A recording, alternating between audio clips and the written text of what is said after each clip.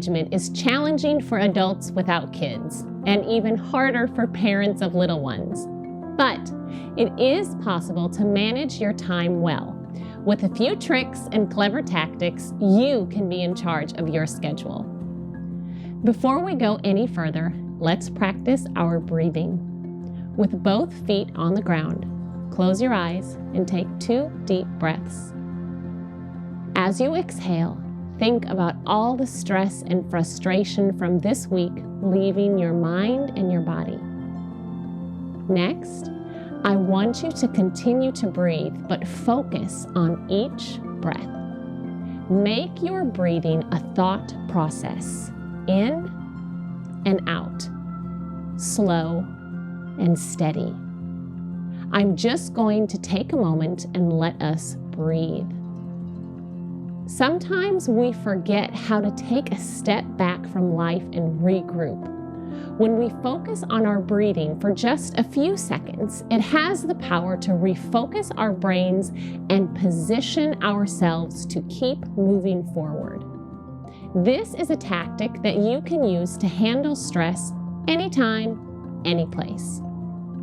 Now that we're relaxed, let's look at 3 ways we can better manage our time. Number 1, choose what's worth your time. We all want to do all the things all the time. We overcommit, overschedule, and overfill our to-do lists almost every day of the week. One of the biggest keys to managing time is determining what is really important. At the end of the day, it's those things that are the most necessary.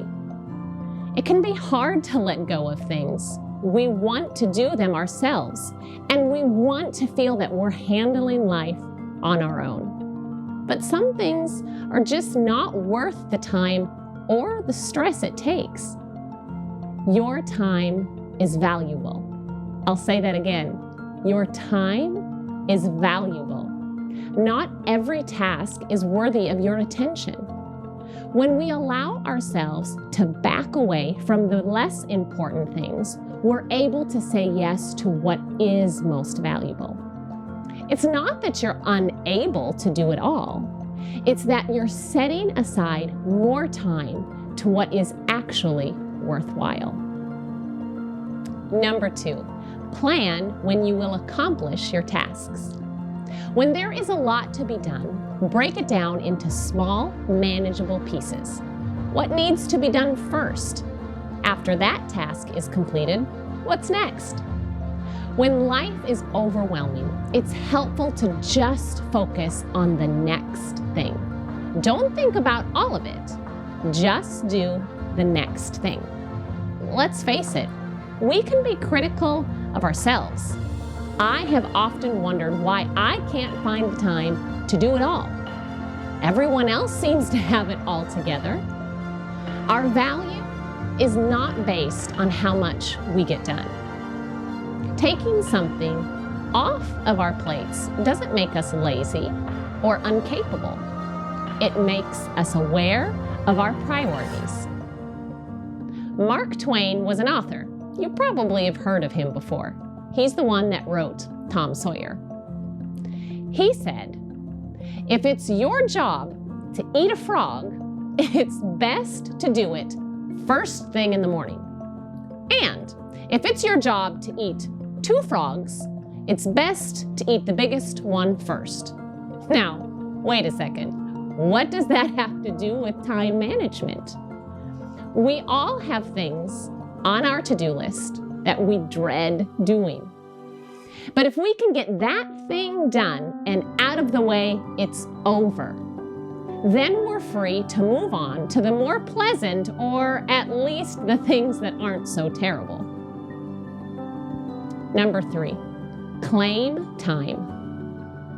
We all only have 24 hours a day, so getting more hours isn't possible. But we often try to find the time to do something that we really want. Time won't open up unless we make it. Try to work in small bursts. Take that open 20 minutes and quick fold the laundry. Tackle that closet. Drink a cup of coffee with your partner. Read a book to your kids. Protect those few minutes that you have available. Screens can be a big vacuum when it comes to time management. You know what I'm saying. You sit down with your phone for what you think will be a 10-minute break, and then an hour later, you have no idea what happened, but suddenly, somehow, you're watching a video on YouTube about dogs and a taste test challenge. There is a lot that we can't control during our days, but screen time is actually something that we can control. So let's review our 3 points about time management from today. Number 1, choose what's worth your time. Number 2, plan when you will accomplish your tasks. And number 3, claim time. This is your reminder to do your highs, hurts, and hugs with your child. Tonight at bedtime, maybe after a bedtime story, ask your child what was the best part of their day. Then ask them what was the least favorite or the hardest thing about their day. And finally, give them a big hug and remind them of your love. Thanks so much for watching. I'll see you next time.